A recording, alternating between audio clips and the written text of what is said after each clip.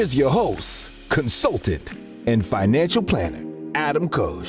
Hey everyone, today's guest is Michael Frew, a technology veteran with more than 20 years of experience working with major players in the market such as Microsoft, Salesforce, Lockheed Martin, IBM, Amazon, and more.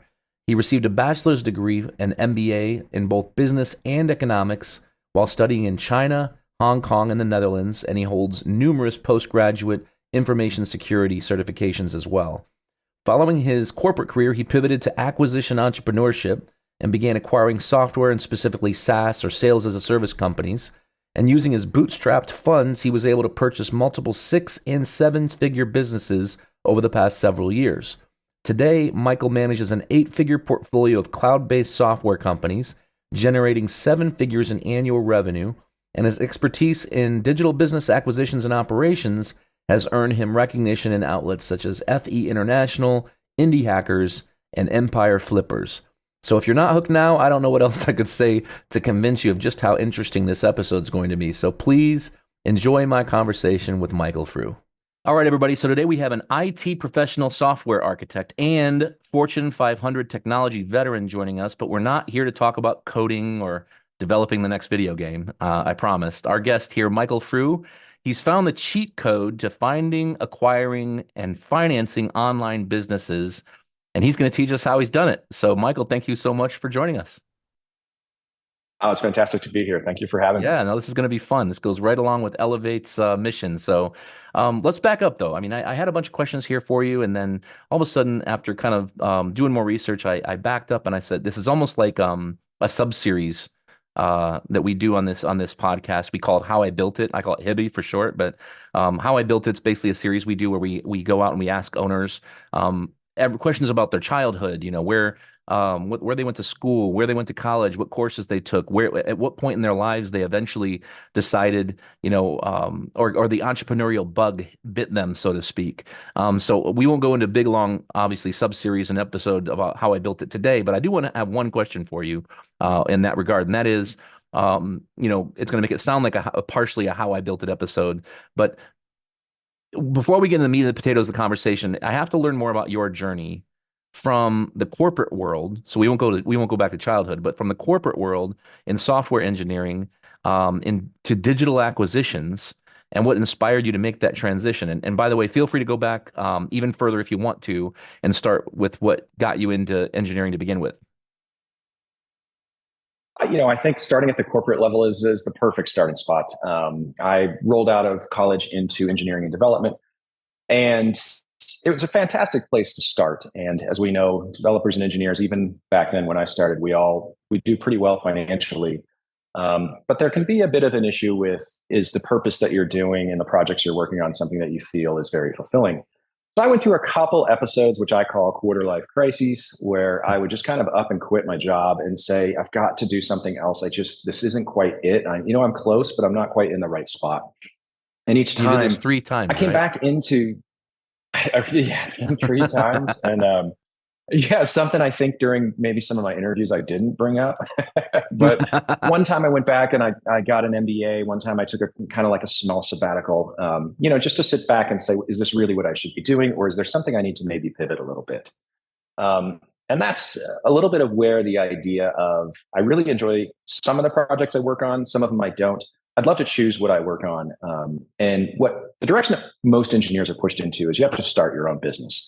And you throw that into Google, there's 1 trillion hits. What they don't really talk about is there's a lot of really good small businesses that have been started by other engineers that you can go out and buy yourself. And for me, I wasn't really the greatest entrepreneur taking something from 0 to 1. I'm more of an operational person. So I can take something that's already running, it's already got cash flow, customers, marketing, proven market fit, and I can take that from 1 to 10. And that's where I found my little bit of a niche here in my second career. So I did about 18 years as a developer, engineer, consultant. And now I'm at about a decade of doing this with acquiring these types of projects and moving them up the business cycle. Okay. And in this world where, the phrase startup is so sexy, right? Tell me why it is you think that IT pros, IT professionals should stop trying to start businesses and instead refocus their energy into buying them. I think it really comes down to numbers. We know 95% of businesses fail within the first 5 years. And that's only businesses that are actually reported to the government. So it's really probably closer to 99%. That's sad. All of us, a lot of engineers, we've all tried to start our side hustles and start our own side business. And we know how hard it is. It's not as easy as everybody makes it sound when you listen to all the influencers. So one of the options is you can actually look around for a project that you think you would enjoy working on. That's one of my first criteria. It's not really how much money the company makes. Is this something I feel like I would enjoy working on? And you can kind of go out there and buy yourself a job. And I know that's a phrase that people really also don't like to say is don't buy yourself a job. Well, that's cool. But what if you just moved out of the corporate world, bought a project that you would actually really like? Now you're the boss.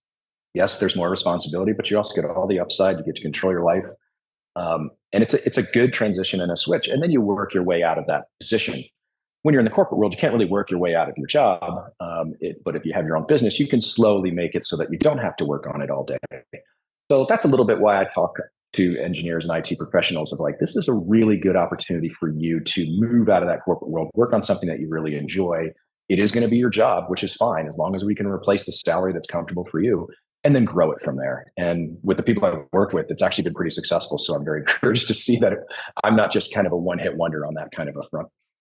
I think that, I mean, the reason I don't know if you ever heard of the author Eckhart Tolle. I think the reason Eckhart Tolle has a career at all in his books is because so many people, I don't know what the percentage is, but so many people don't like their jobs. It's a means to an end. And their passion is probably something that happens after 5 o'clock at night and on the weekends.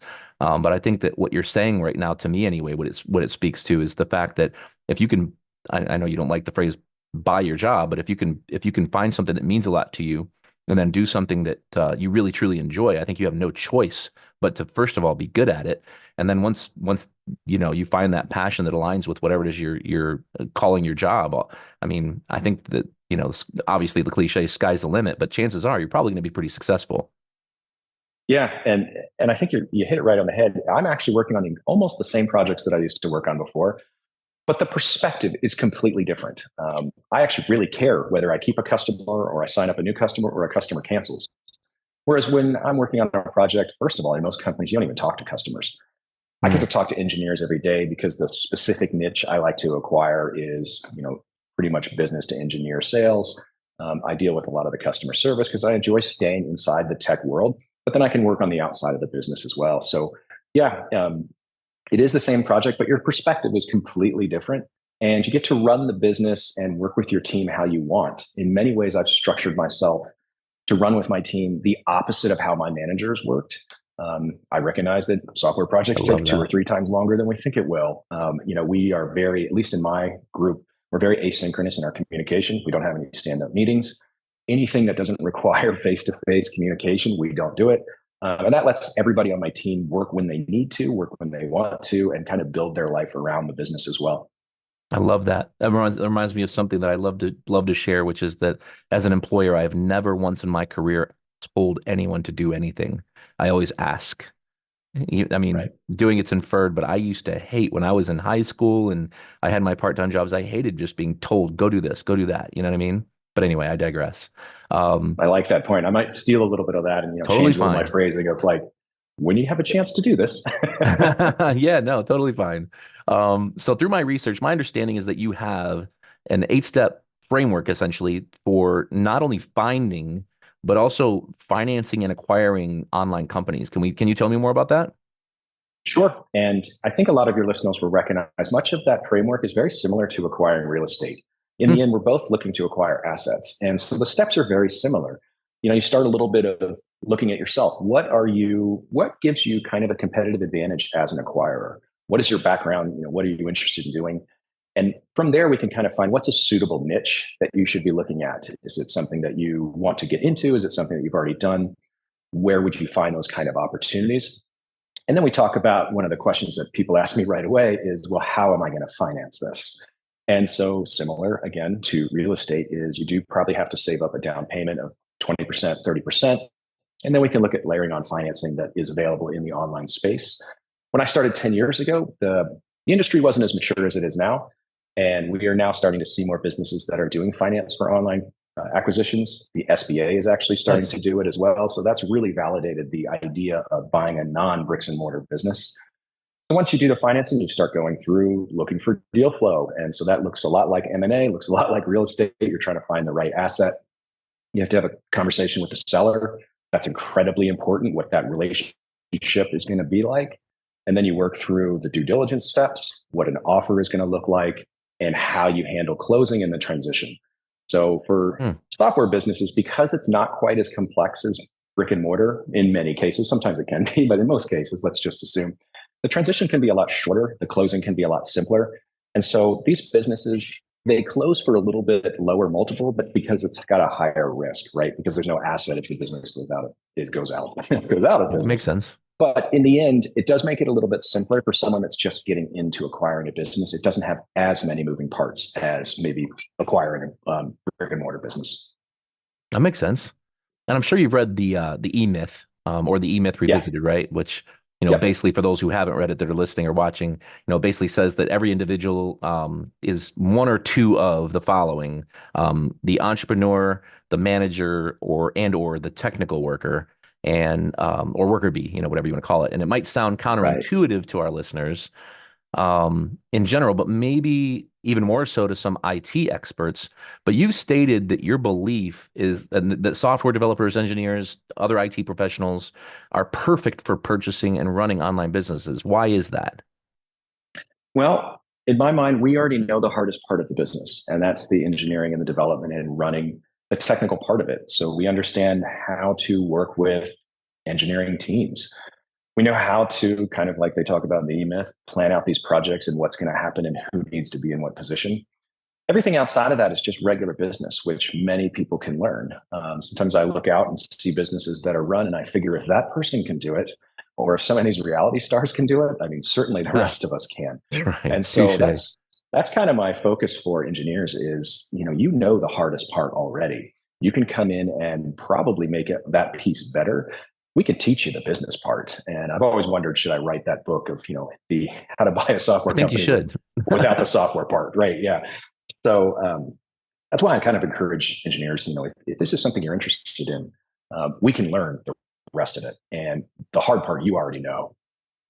Yeah, that makes sense because I sure as hell wouldn't know how to do anything with IT or software architecture. But along those same lines, I think it's I always love that LinkedIn CEO's quote that building a business is like jumping off a cliff and building a plane on the way down. So you can speak to this next question in terms of your own experiences or challenges, or you can tell me about how those IT professionals, software developers, and so on can acquire the business acumen required, but maybe discuss a specific acquisition that you thought was particularly challenging, and kind of weave in some of the things that you need to know as a business owner above and beyond that of just the IT knowledge.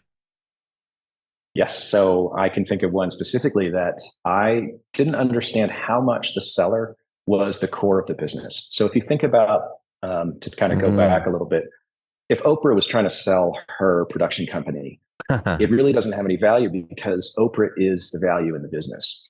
And so I came across a business like that where the engineer, what I didn't realize was he was selling people through the customer service channel. So everybody would write in and say, hey, I'm having a problem with this. And by the time that ticket closed, he had sold them 5 other plugins. Jeez. That was the true value of the business. And it was something that I could not replicate because I was not an expert in that field. I was outsourcing who's going to work for technical and customer service. So they're not going to push it as hard. And so that was a misunderstanding that I had to learn. And so those are, I kind of discuss that when I look at businesses with people and say, from a buyer point of view, these might be some things you want to look at because we may not be able to replicate that. It might be the charm of the person. And so for me, that was a pretty good lesson. And hopefully that's a good example for your question there.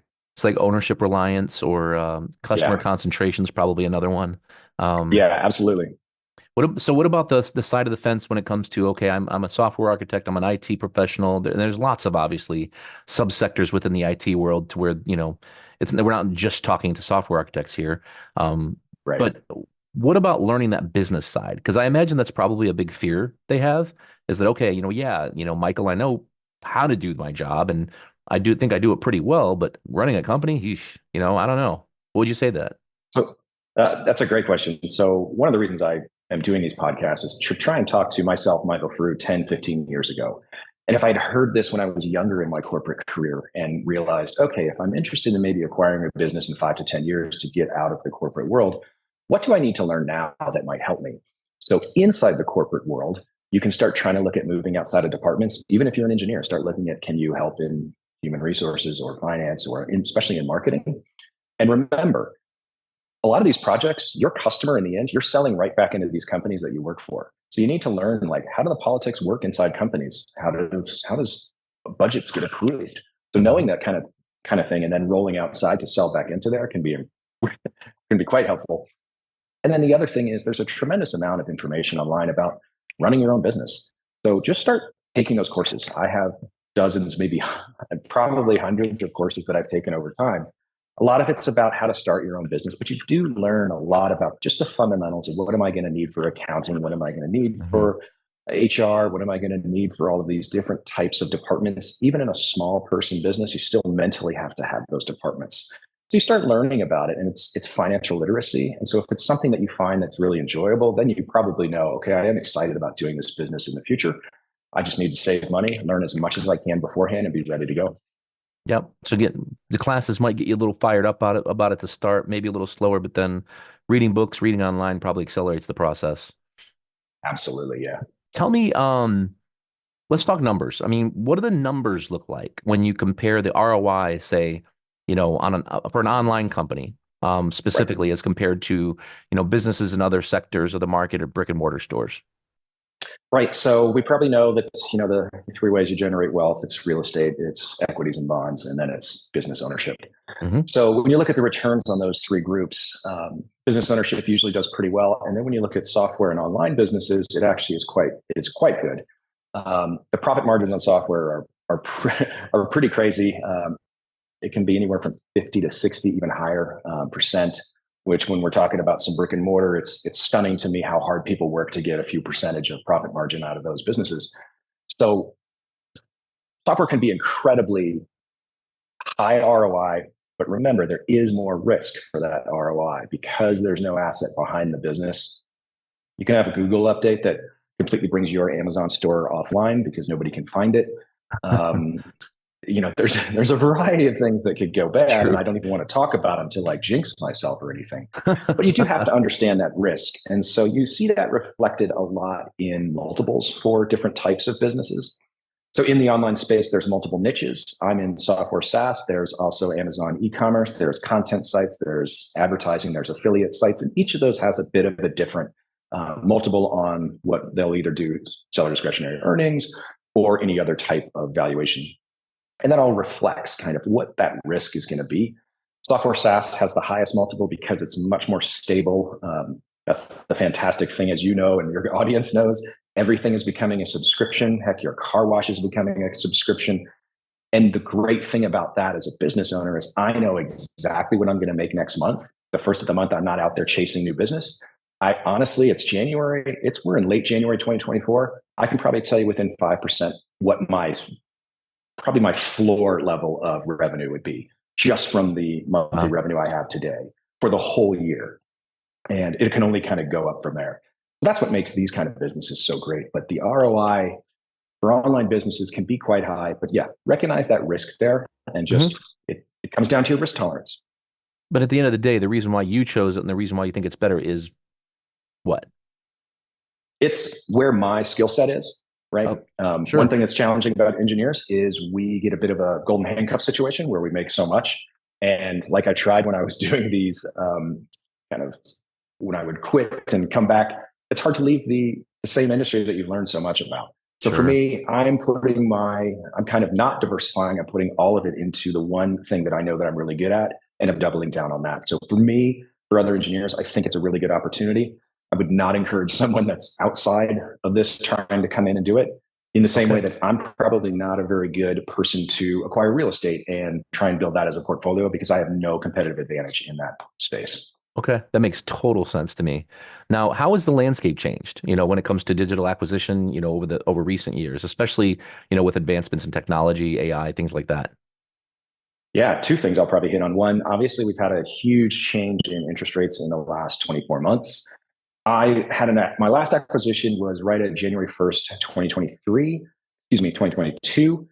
The way I finance that isn't even available today. Oh, So that's how much it's changed. Multiples came down. There was a bit of a buyer strike, a seller strike.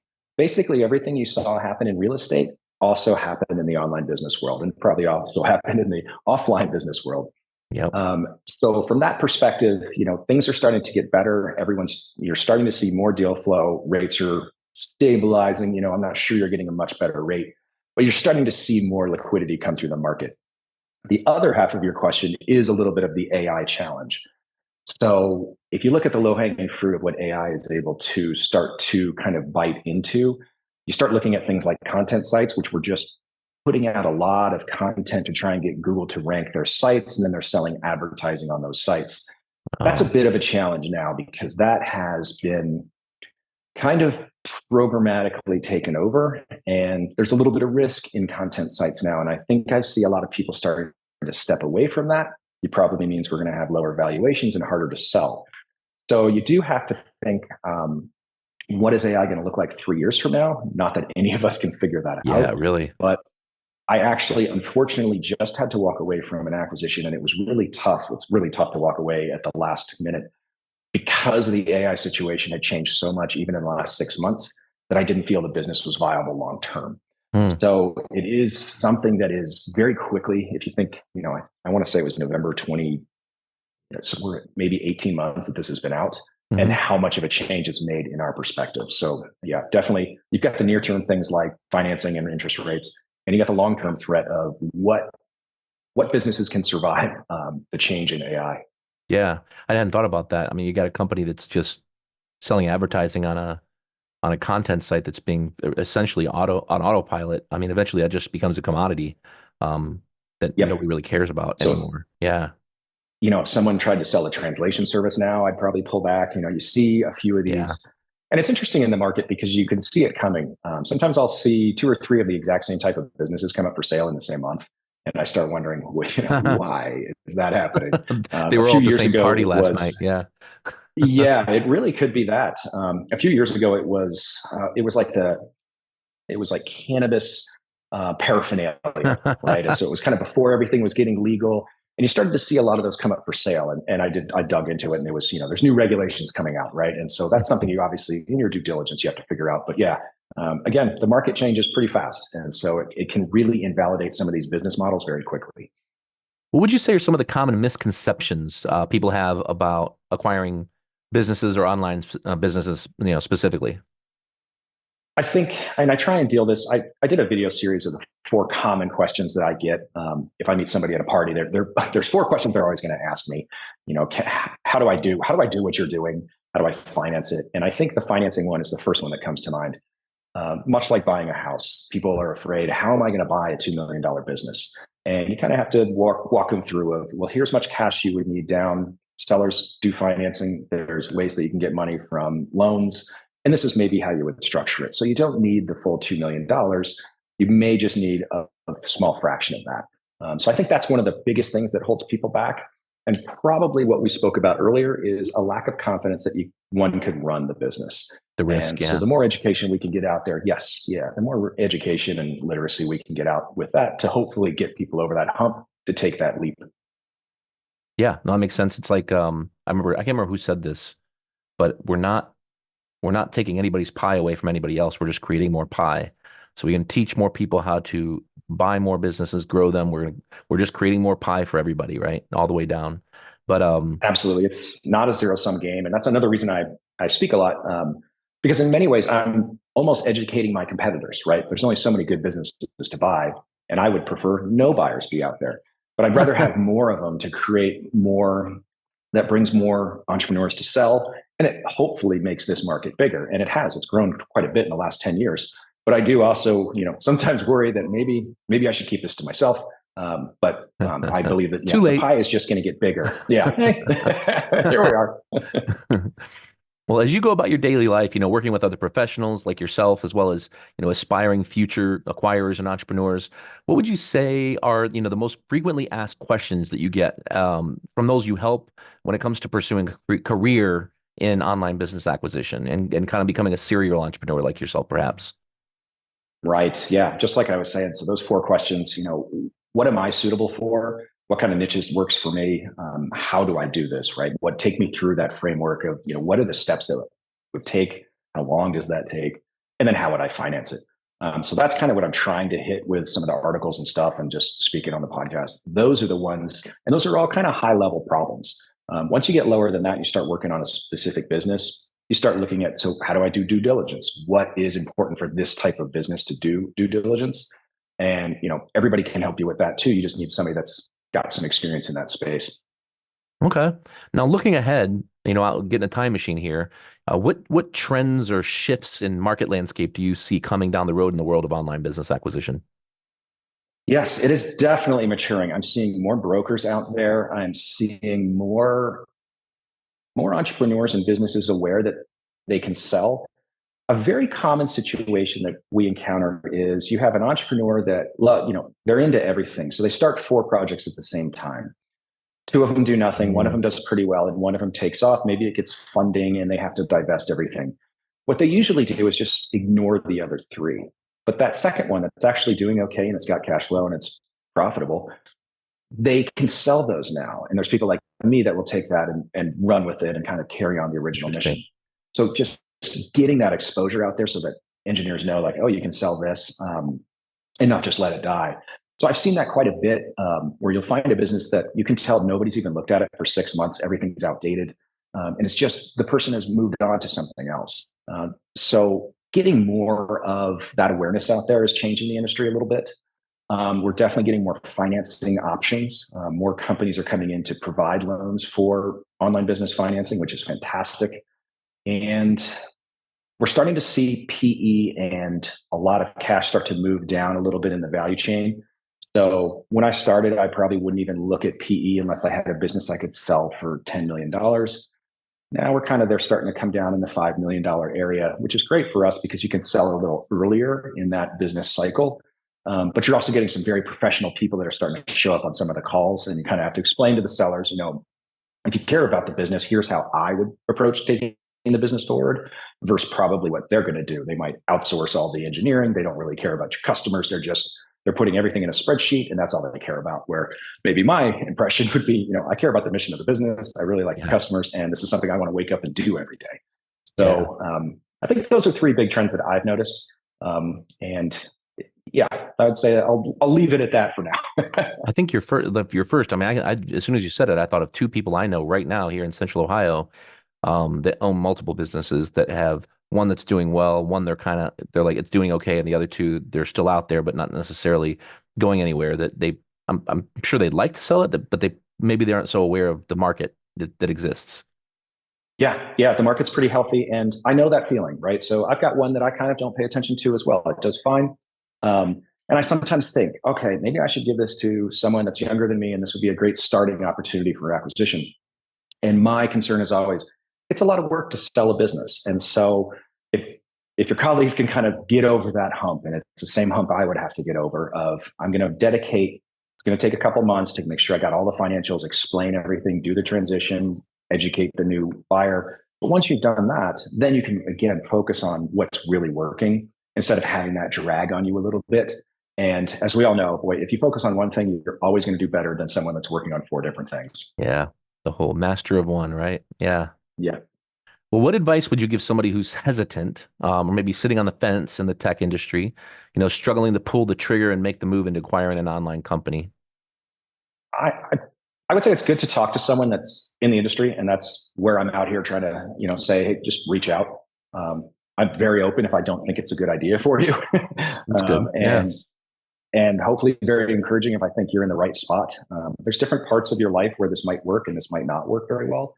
But get involved in the industry. There's a few groups, and there's a lot of brokers, and brokers put out a lot of information a little bit from a broker perspective. And that's why I try and write, is I try and put out kind of the buyer and the seller perspective as well, so you can see all sides. If you imagine real estate, where if the only information came out from real estate agents, it'd be very one-sided. So start getting integrated with that. Reach out to brokers if you're interested in acquiring, and just kind of get a feel for what they're looking for, what they think that they would want from an acquirer. And just educate as much as you can before you make that leap. Okay. And I guess last but certainly not least, it's as vague on purpose, right? But is there anything I didn't ask that I should have? No, it's a good one. I'm kind of looking at some notes that I've taken. I honestly can't think of anything. Oh, we didn't do that bad then, That was huh? a really, yeah, that was a really good breadth of questions where we're talking a little bit from someone that's never heard about this to someone that actually has done one or two, and, kind of where that spectrum is. And like all of us, like I'm maturing through that process as well, right? 10 years ago, I was a complete novice. Whatever grade I'm at now, every day I'm learning something new. So I think we've touched a lot of it. Hopefully it's helped Oh, I'm sure. This was great. spark an idea in a few different people's minds. Yeah. And that's kind of what we're here for, right? Yeah, no, this was wonderful. Super, super interesting. I'm very familiar with the M&A world and buying and selling, specifically the sell side is kind of my specialty. But this is I just I didn't think too much about the online world. So when we connected initially, I was really excited about doing this. So thanks so much for sharing all your knowledge. I really appreciate it. And that's going to be our time today, everybody. But if you'd like to get a hold of Michael, you can message him on LinkedIn. And if you want to look him up, it's Michael Frew. It's Frew. So again, Frank Rew. And you can message him on LinkedIn. You can head to his website, which is michaelfrew.com. You'll also find other links and contact information in the show notes, as well as always. But as I always say, there's thousands and thousands of podcasts out there, always growing every day. And you chose to give ours a listen today. So thank you so much for tuning in, and we'll see you next time. Thank you for joining us on the Elevate Your Business podcast. To complete our free business valuation quiz, to check out additional articles, webinars, videos, and other educational resources, or to set up an intro call with your host, Adam Koch, just head over to elevateandexit.com. This podcast is for informational and entertainment purposes only and should not be relied upon as a basis for financial advice. None of our shows engage in rendering legal, financial, tax, or other professional services. Always talk to a professional business transition planning consultant or certified exit planning advisor before implementing any of the ideas shared in this episode.